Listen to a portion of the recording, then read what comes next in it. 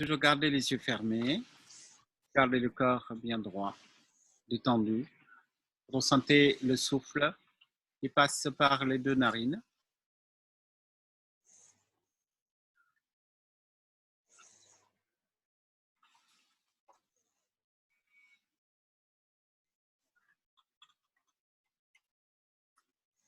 Le mouvement d'air, suivez et continuez avec l'air jusqu'au sommet des crânes.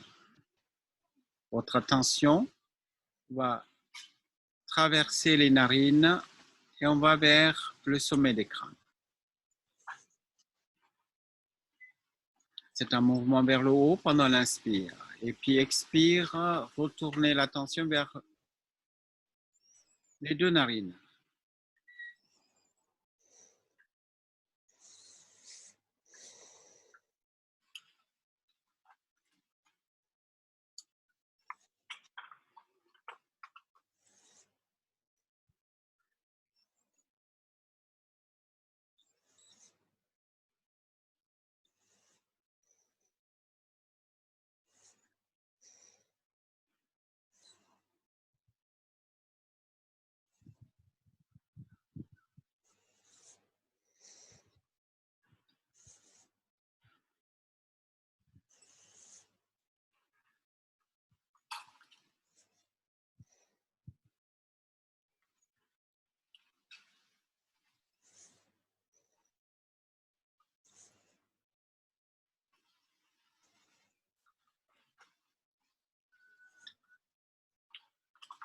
Et puis, à partir du sommet des crânes, descendez l'attention pendant l'inspire jusqu'à la base de la colonne vertébrale.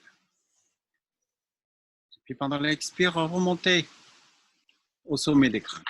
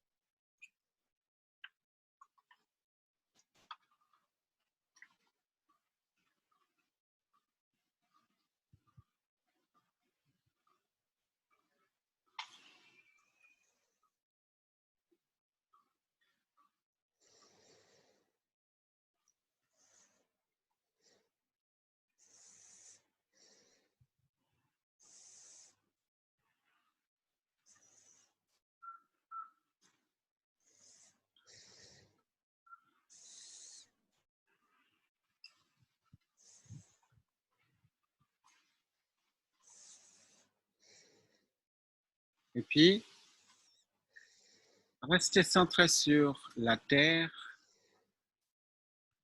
Nous méditons sur la terre. La terre, la mer nourricière. La terre incarne la stabilité, la profondeur. Le mantra utilisé, c'est Om Puhu. Vous allez chanter à la fin de l'inspire, à l'intérieur de vous.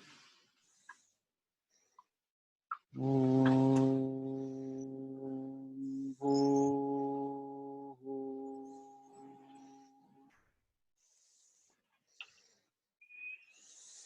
Om Puhu.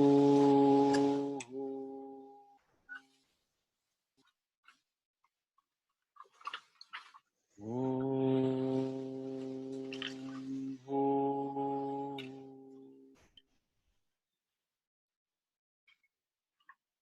Amenez l'attention sur l'orteil gauche, la vie, l'eau.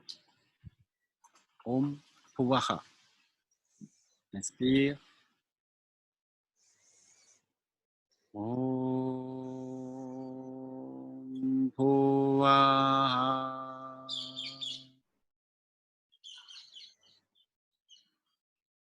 Om Puvaha.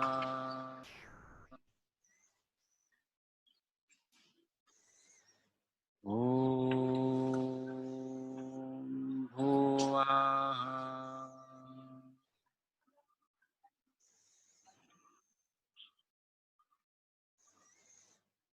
la base de la colonne vertébrale. Cette fois-ci, nous allons accompagner avec Mula Bandha. Le mantra, c'est Om Suvaha. Suvaha, c'est l'or, la richesse, la sécurité, l'enracinement. Inspire. Om Suvaha.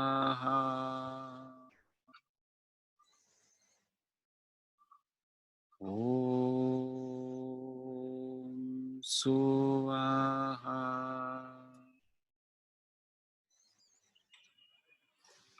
Om Suvaha.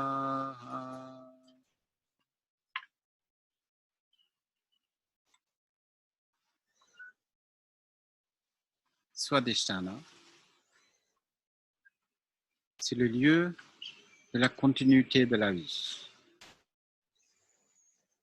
C'est là qu'on s'établit, soit Adhisthana, la fondation de soi, le fondement de soi.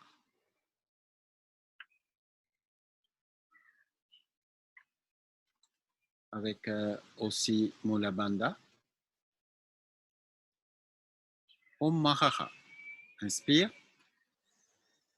Om Mahaha. Om Mahaha. Om Mahaha. Nombril. Brahma Granthi. C'est la porte qui nous sépare du monde matériel et le monde spirituel. Le lieu de transformation. Manipura. Om Janaha.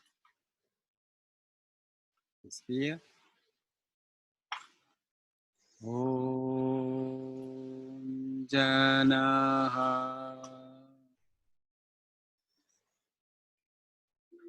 Om Janaha.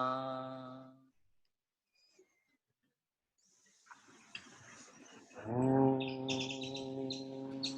Janaha.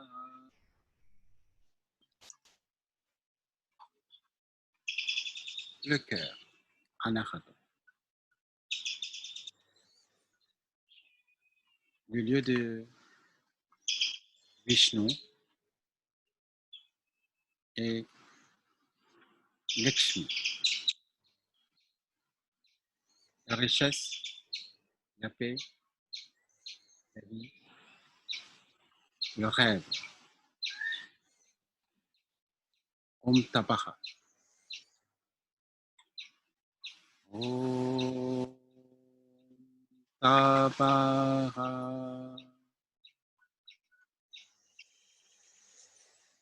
Om Tapaha. Om Tapaha. L'initiative, la gorge, la pureté, la vérité, la porte vers le monde de Shiva, la conscience pure et l'absolu. Om Satyam. Inspire. Om Satyam. Om Satyam. Om Satyam.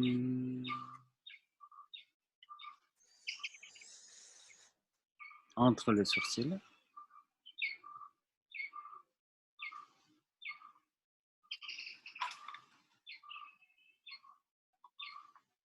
Ajna, le lieu de union de Shiva Shakti, Prakriti Purusha, le lieu où la conscience et l'énergie rentrent en contact, qui s'enlacent, qui s'oublient. Il n'y a plus de différence entre Prakriti et Purusha. Le lieu où on expérimente la lumière, l'amour, la béatitude.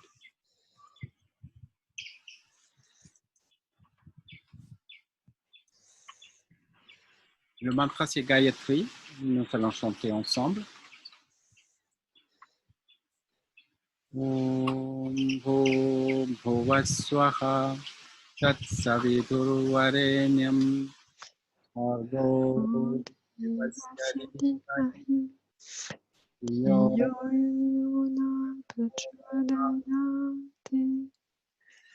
Om Shanti Shanti Shanti. Au sommet des crânes, Sahasrara, le lieu de la félicité suprême, la plénitude. Il n'y a plus de mots. Le mantra, c'est Om Purnamadaha Purnamudachyate Purnamada Purnameva Vasishyate. Om Shanti Shanti Shanti. Quittez le corps.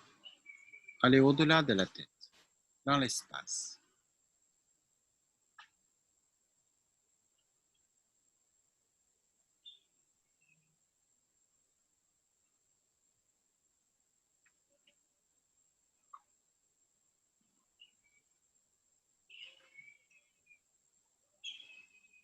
Familiariser cet espace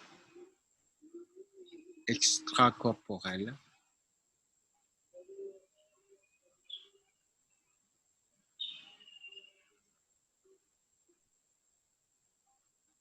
avant la naissance, après la vie, on est dans cet endroit-là. Et pendant la vie aussi.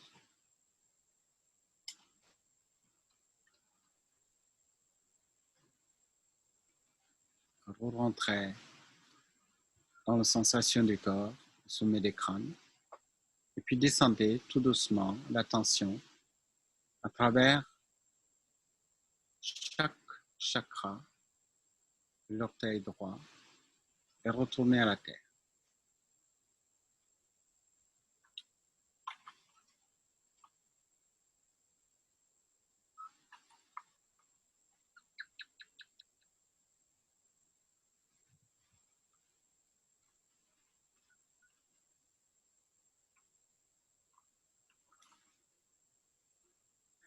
Prenez quelques grandes respirations, tout doucement ouvrir les yeux.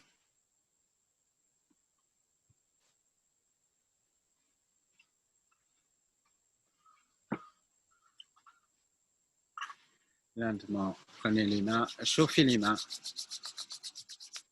et posez sur le visage.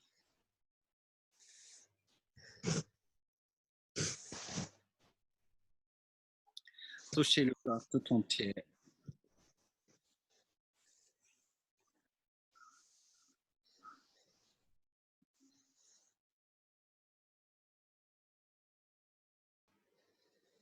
Alors, donc, quelques nouvelles par rapport à la vie d'ici. Donc, c'est pas du tout très joli ce qui se passe. C'est le nombre de cas s'est doublé à 40 000. Et donc, un peu partout, il y a plus de contrôle. Et Après le 3 mai, il n'y a aucune certitude si ça va alléger. Et pour nous,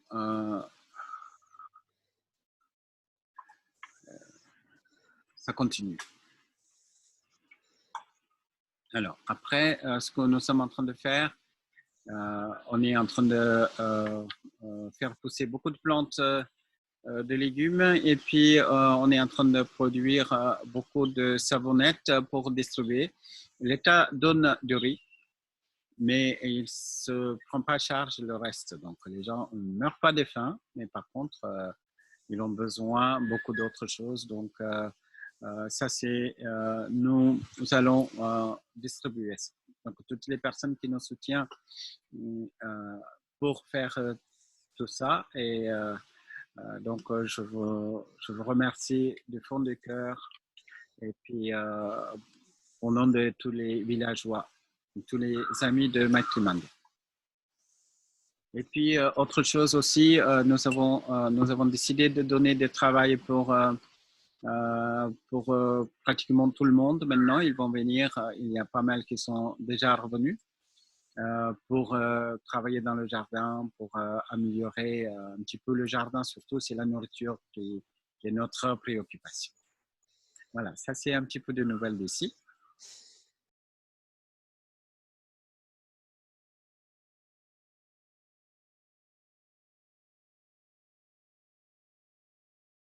Dans les gestes de connaissance, il y a une sensation entre le pouce et l'index. C'est à la fois, donc souvent on touche hein, avec l'index, on touche, et le pouce et l'index sont en contact. Donc, dans ces sensations de toucher, il y a deux sensations. Toucher et être touché. Donc, cette sensation, c'est assez particulier parce que il y a une possibilité de comprendre qu'est-ce que c'est la connaissance de soi. La connaissance de soi, c'est quand je me regarde. Donc, celui qui regarde, celui qui est vu, c'est la même chose. Donc, ça, c'est symboliquement, c'est la sensation entre le pouce et l'index et la connaissance de soi. Donc, dans le yoga, on utilise ces sensations pour pouvoir se concentrer. Après, il y a également un aspect symbolique parce que les trois doigts, ça veut dire la majeur, et annulaire et auriculaire, représentent les trois gunas. Ça veut dire la nature. Donc, ego, le moi-je, se détache de l'influence de trois gunas et se tourne vers le soi. Le pouce représente le soi. Et aussi, il y a un autre symbole au niveau des 5 éléments. Akasha, l'éther est représenté par le pouce, l'air représenté par index, le feu représenté par majeur, l'eau c'est annulaire, la terre et l'auriculaire. Donc, ces 5 doigts représentent également les 5 éléments. Ego, c'est la pensée, et donc la perturbation de la pensée qui donne la sensation de jeu. Et c'est l'élément le plus subtil. Et puis l'iter, c'est encore plus subtil. Donc, iter, c'est la porte entre le spirituel, le monde spirituel, ou la conscience et la matière. Donc, l'iter, c'est la porte. Donc, c'est à la fois c'est matière et conscience. Donc, le contact de la pensée, de l'ego, avec l'iter. Donc, il y a aussi ça comme interprétation symbolique. Donc, ce contact est un support pour méditer. Voilà, c'est ça que je voulais parler par rapport au geste de la connaissance.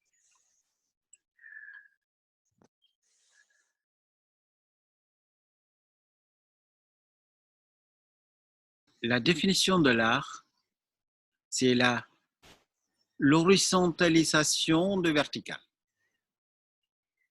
C'est-à-dire le sacré, et quand on cherche à exprimer à travers l'art. Donc l'art, c'est l'expression de sacré à travers, ça peut être l'art plastique, ça peut être un tableau, ça peut être une sculpture, ça peut être même un édifice, comme une église ou un temple.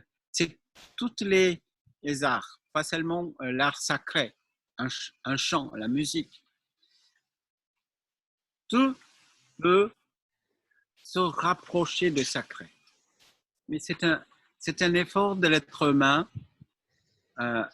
d'aller vers le sacré à travers la musique ou autre. En fait, le secret de l'art, c'est à quelle intensité que l'art peut nous rapprocher vers le sacré. C'est le succès de sacré. C'est en fait, ça peut être même un chanteur ou un footballeur, on peut regarder ça comme un art. Parce que son effort, c'est de nous tenir dans l'ici et maintenant, le plus longtemps possible. Un cinéma ou un théâtre, n'importe quel, mais c'est l'objectif, c'est tenir la personne ici et maintenant. Mais il y a une différence, c'est à travers la pensée de l'artiste que nous allons faire le chemin. Il y a un intermédiaire. C'est-à-dire quand vous écoutez chanter quelqu'un, il y a le sacré, le chanteur, le chant et nous. Donc, pour le besoin de la méditation. Donc, je vous invite pas à utiliser la musique. Je sais, beaucoup de personnes utilisent la musique comme support pour la méditation, mais je vous invite de ne pas utiliser. Premièrement, ça nous met en décalage avec le déroulement de présent là où vous êtes.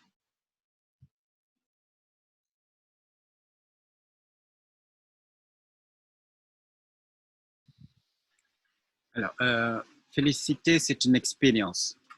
Le mot expérience, on ne peut pas utiliser parce que le mot expérience, ça implique extérieur. Et donc, il n'y a pas ce mot, mais il faut inventer ce mot impérience. C'est dedans. Mais où se trouve ce dedans? Donc, il y a la notion de l'espace extérieur. Donc, il y a un espace-temps. On expérimente dans un état de veille. Après, il y a un autre espace-temps quand on est dans un état de rêve. Ce n'est pas le même espace-temps. Après, quand on est dans un état de méditation, nous sommes dans un autre lieu qui est au-delà de l'espace-temps. Et cet endroit-là qu'on peut expérimenter la félicité. Donc, ça peut même pas qualifier comme un lieu. Le temps et l'espace sont que la création de notre manas. Mais en fait, cet endroit où on peut ressentir, c'est extra-cosmique.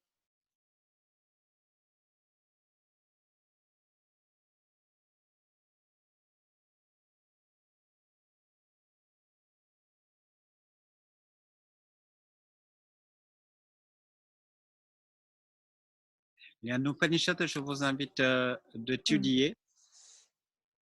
C'est Mandukya Upanishad qui décrit cet endroit, même si je ne peux pas dire c'est un endroit. Ce n'est pas dedans, ce n'est pas extérieur, ce n'est pas le deux en même temps, ce n'est pas au-delà. C'est-à-dire tous les mots qu'on peut utiliser et qui existent dans notre langage, on ne peut pas utiliser pour décrire. Donc là où la pensée s'arrête, les mots s'arrêtent. Les mots ne sont plus utiles pour décrire. Donc là, dans notre méditation, ce mouvement, c'est pour sortir de la notion de frontière. Comme on s'identifie à notre corps, sans cesse, en faisant des choses, et on réaffirme en disant que je fais. Par exemple, je suis assis et je me dis, je suis assis sur une chaise. En fait, je décris mon corps et puis la description de mon corps et j'applique sur moi qui est la conscience, qui est Purusha. Purusha ne peut pas s'asseoir. Purusha ne peut pas se mettre debout. Purusha ne peut pas marcher. Comprenez? Donc, on fait une erreur. Pour sortir de cette erreur, on fait ce mouvement de la conscience. Vous allez voir, au cours de votre pratique, vous allez comprendre que le corps, c'est notre maison. Nous avons déjà une maison. Et cette maison, c'est mobile, c'est un mobil-homme. Quand vous allez quelque part, en fait, vous partez déjà avec votre maison. Vous habitez dans le corps. Et c'est assez particulier d'habiter dans ce corps parce que on ne connaît pas entièrement notre maison. On n'habite pas pleinement notre corps.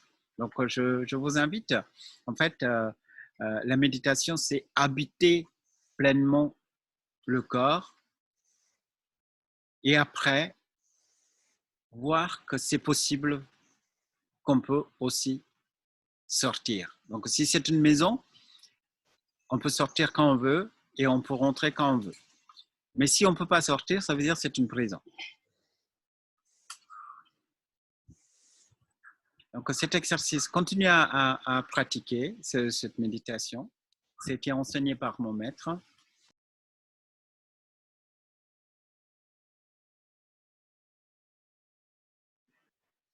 Parmi toutes les émotions de l'être humain, le plus dangereux, le plus venimeux, c'est la jalousie. Donc, mon conseil, c'est débarrasser cela tout de suite.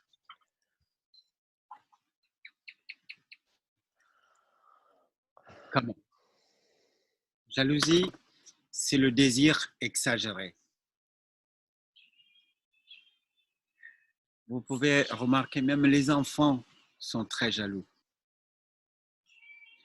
Vous pouvez voir les enfants qui jouent avec des jouets et qu'un enfant qui ne joue pas avec son jouet, qu'un autre enfant qui vient le prendre, immédiatement, l'enfant réagit. Je veux plus que ce dont j'ai besoin. Ça, c'est jalousie. Jalousie n'a pas de limite. Comment sortir de cela? La racine du problème, c'est l'ego. L'ego, on a vu que c'est le bouddhi qui va créer l'ego.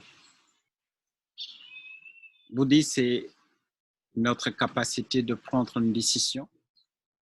Donc, dans le développement, après Shiva Shakti, après Prakriti Purusha, et quand Purusha est caché par le Prakriti, la première entité qui apparaît,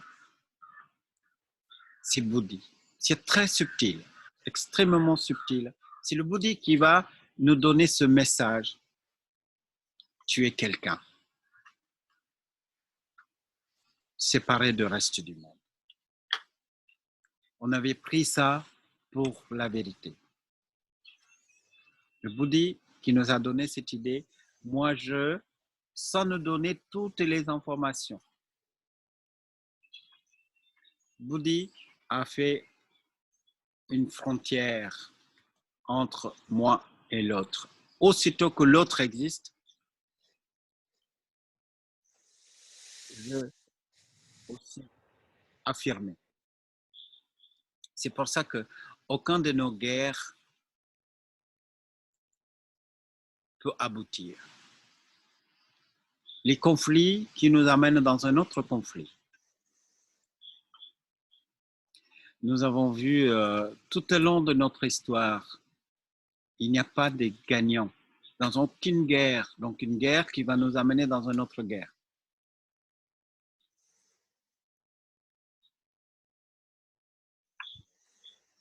Parce que nous restons dans la division. Tant qu'il y a la division, il y aura la guerre, il y aura le conflit, il y aura ce lutte entre le moi et le non-moi. Et comment on peut sortir sans qu'on n'arrive pas à ressentir l'unité, il n'y a pas la possibilité de sortir de sentiments de jalousie. L'amour véritable, je suis obligé d'utiliser le qualificatif de l'amour comme véritable parce que quand l'amour est véritable, on souhaite le bonheur de l'autre.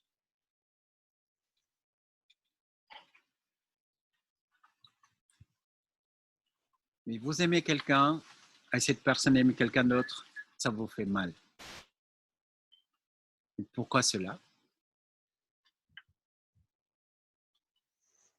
On veut que l'autre soit heureux si on aime bien, mais en fait, ce n'est pas vrai. Quand on voit que l'autre est heureux, heureuse avec quelqu'un d'autre, ça nous fait mal.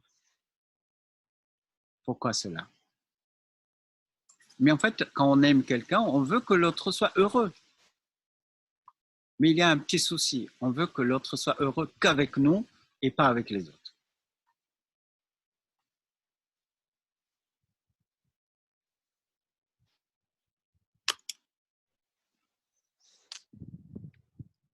Voilà la difficulté. Donc, la solution, c'est vraiment ouvrir le cœur. Ça, c'est pas facile, c'est pas possible tant qu'on ne franchit pas toutes les frontières qui nous séparent. C'est l'amour tantrique. Et on dit, l'autre, c'est soi. Je m'incline devant toi qui est moi.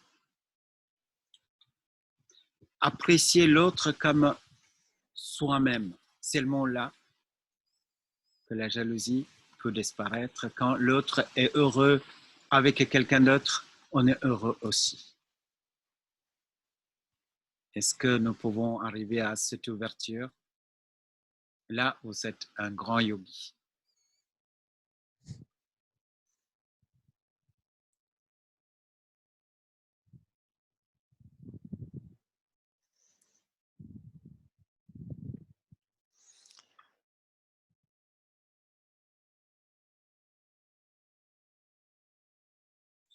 Oh, on aimerait bien, c'est ça. Hein. C'est le fantasme, c'est le rêve. Mais en fait, c'est pas partagé par tout le monde. En fait. Donc, c'est ça la difficulté. Et regardez les limites de langage. En sanskrit, nous avons plein de mots pour dire l'amour.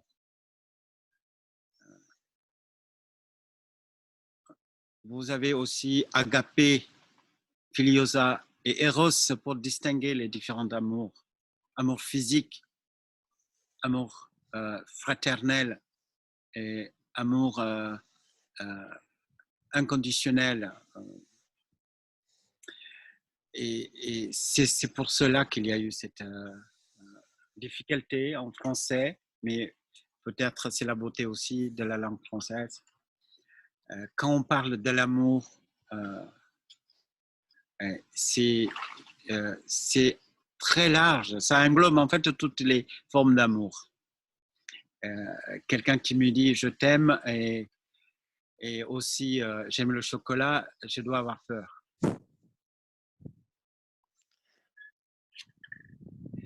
Et quand on dit j'aime les poissons, et aussi confusion, si on aime les poissons, comment on peut les manger? Tuer et manger. C'est-à-dire il y a des difficultés comme ça. L'amour libre, ça ne peut pas être séparé. La liberté et l'amour ne peuvent pas être séparés. L'amour ne peut pas être séparé de l'harmonie. L'amour ne peut pas être séparé de la paix et de la sagesse. L'amour sans sagesse, ce n'est pas l'amour. Vous comprenez l'amour? Moi, je préfère toujours le définir comme une capacité d'écoute. Écouter, c'est aimer. Qu'on n'aime pas, on n'écoute pas.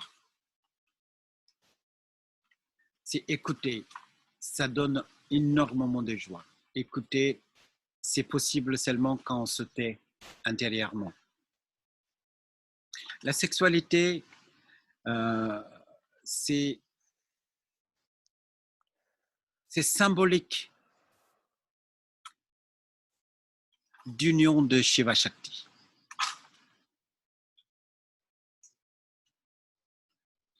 La sexualité physique, c'est périphéral, c'est-à-dire l'union d'un homme et une femme, c'est pourquoi ça fait du bien, parce que notre âme le regarde comme l'union de Shiva Shakti, l'union symbolique.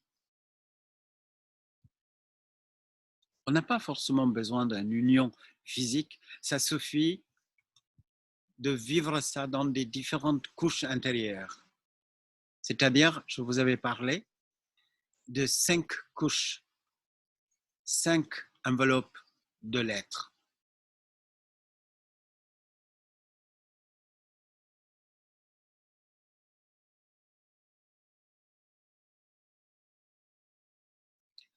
Amour dans le Annamaya Kosha.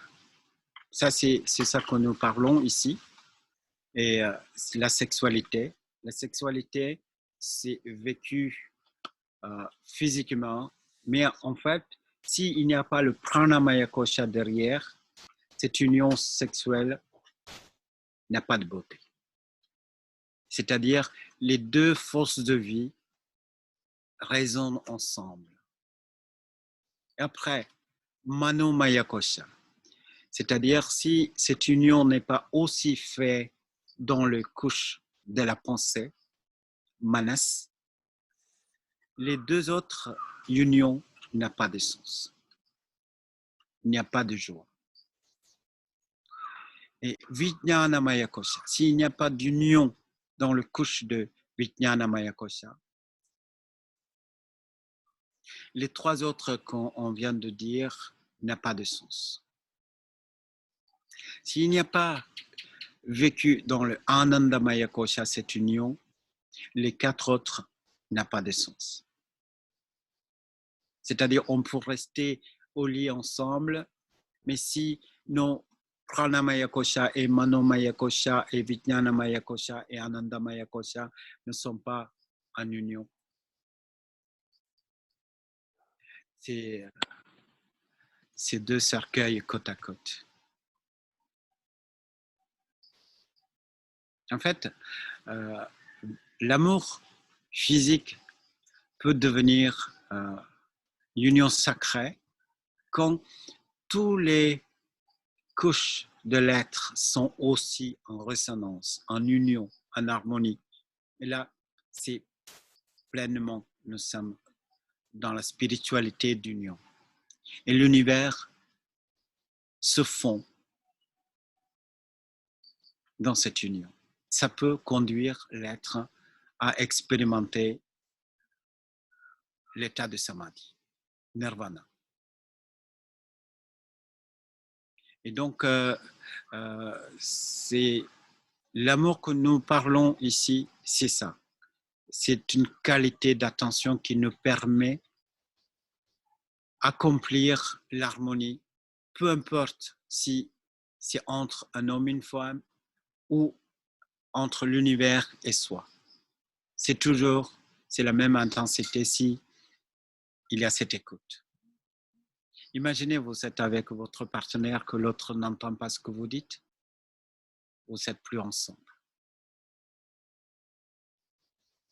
En fait, écouter, c'est aimer. Quand c'est réciproque, il y a l'union, il y a la rencontre.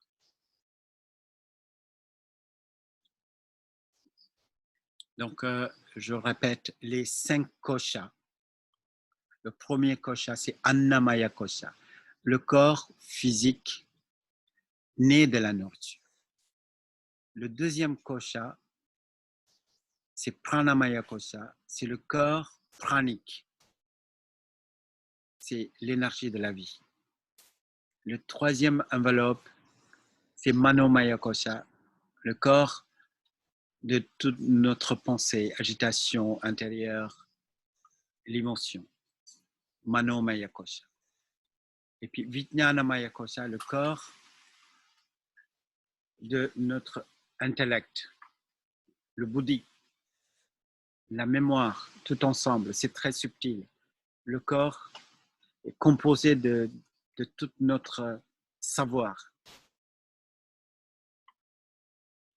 Et puis, Anandamaya kosha, c'est l'ego. Voilà. L'union parfaite, c'est en fait quand tous ces 5 corps sont unis.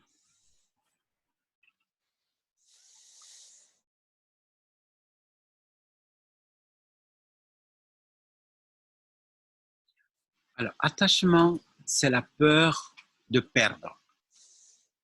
Attachement, c'est la peur de détachement. Et on s'attache. Pourquoi on s'attache? Parce que déjà, on a projeté la division. C'est pour ça qu'on s'attache. Mais c'est compliqué, c'est très compliqué parce que normalement, le couple ne se forme pas entre deux yogis. Si on n'est pas deux yogis avant de se rentrer en contact. Donc, c'est deux bhogis. Bhogi, c'est le contraire de yogi. Bhogi, ça veut dire c'est lui qui est dans la division, qui cherche uniquement jouissance sensorielle. Quelconque avantage. Donc, quand on aime quelqu'un et qu'on cherche quelconque avantage, cet amour est déjà avorté. C'est fini. Il n'y a pas d'amour. C'est un amour intéressé. Quand on aime quelqu'un, que c'est parce que la solitude est insupportable, dans ce cas, cet amour ne peut pas être libre de toutes les tâches de l'ego. Donc, en fait, on ne peut pas aimer sans qu'on est profondément libre de toutes les ignorances qui nous habitent. Et donc, sans qu'on fait un véritable chemin spirituel, on ne peut pas donner une qualité d'amour à l'autre. En fait, tout ça, c'est une qualité. Quelle qualité d'amour que vous pouvez offrir à l'autre dépend de votre distance entre vous et votre être. En fait, l'ego est le vrai visage. Si le décalage, c'est très important, ça veut dire qu'on ne peut pas offrir une bonne qualité d'amour. Quand il y a zéro décalage, votre amour est sacré. Et sans attente, ça devient un débordement. Là, quelle culpabilité, quel attachement, quel détachement. Nous sommes simplement une source d'amour. Profitez. Si l'autre reçoit, c'est bien. Si l'autre ne reconnaît pas, c'est bien aussi. Parce que l'amour que j'ai sécrété pour l'autre m'aime déjà. Et si l'amour que j'offre à l'autre, ça revient, c'est encore mieux. C'est ainsi.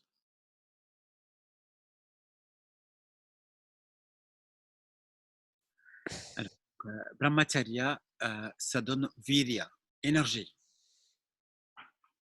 Alors, donc, regardez, si une personne passe son temps à procréer, élever ses enfants, ils sont occupés. Souvent, on me dit ça, j'ai pas le temps pour méditer, j'ai pas le temps, j'ai pas d'énergie. Regardez une personne qui travaille dur, 8 heures, voire plus, il arrive à la maison,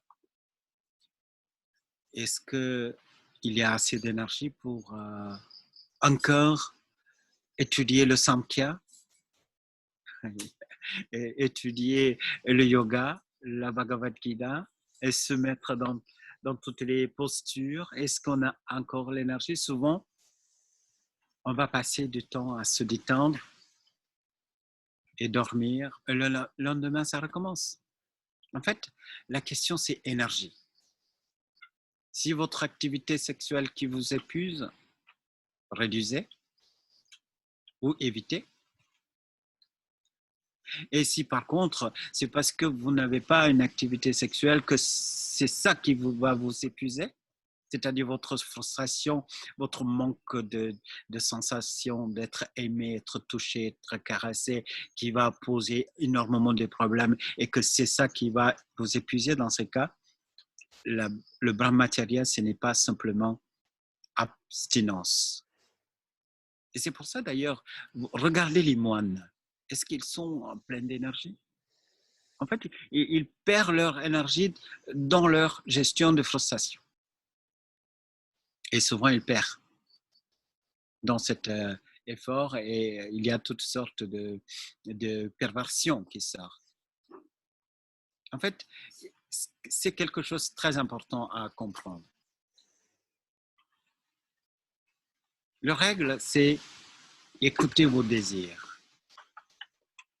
Ne vous forcez pas. Et quelquefois, on fait les devoirs familiales. Devoirs familiales. C'est terrible, comme ça. Subir l'autre. Et combien de femmes sont violées à l'intérieur du couple?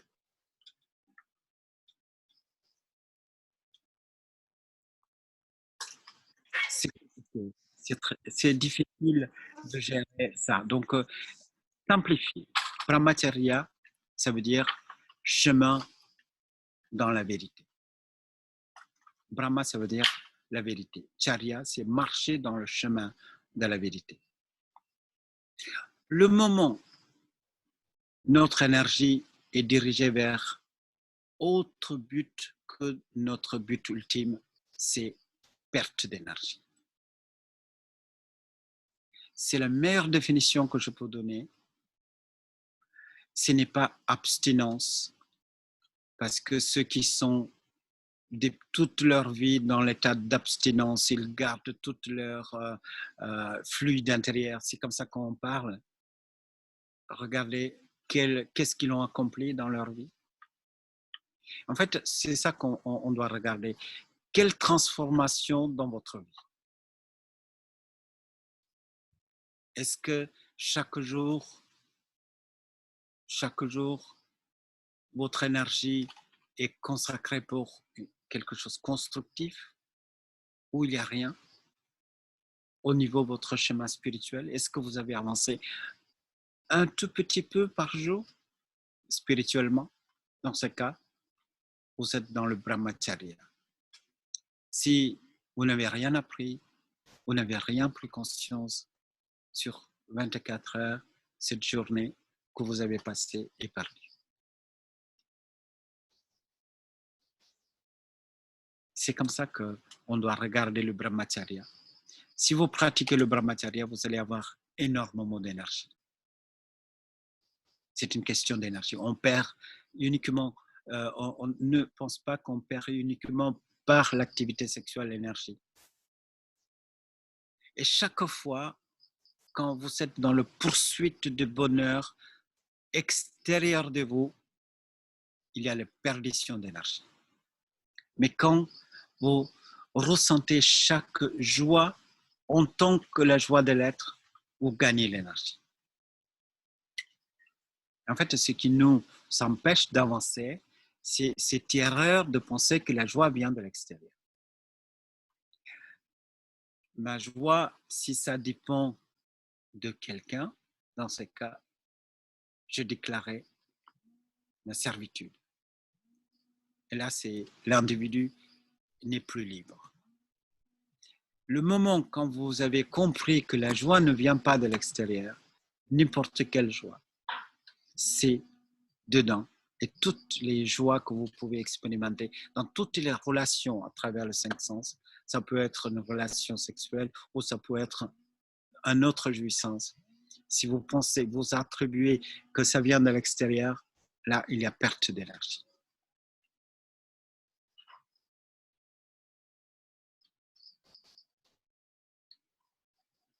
Soyez heureux dans l'âme.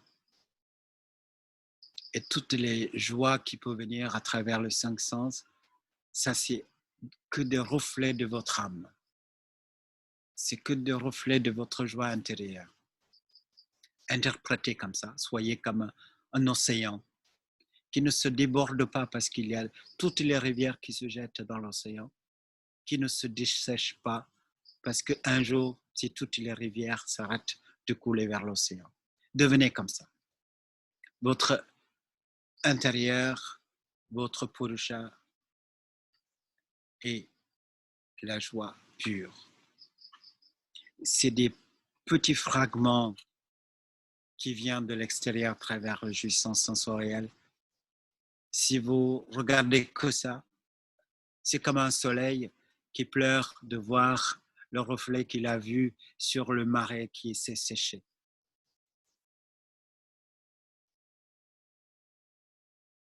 Soyez heureux indépendamment. Cela est possible quand l'agitation de pensée disparaît. L'ego devient de plus en plus transparent, que votre regard tombe sur vous-même.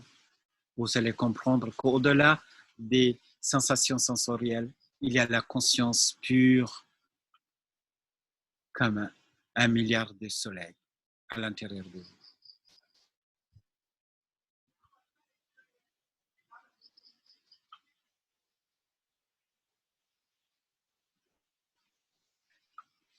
J'avais beaucoup dépassé le temps, mais je suis très heureux de partager avec vous tout ce moment. Certainement qu'il y a d'autres questions, mais gardez-le, et comme d'habitude, pour aborder de nouveau le Samkhya-Karika avec vous. Merci beaucoup. Merci. Et puis, bon week-end.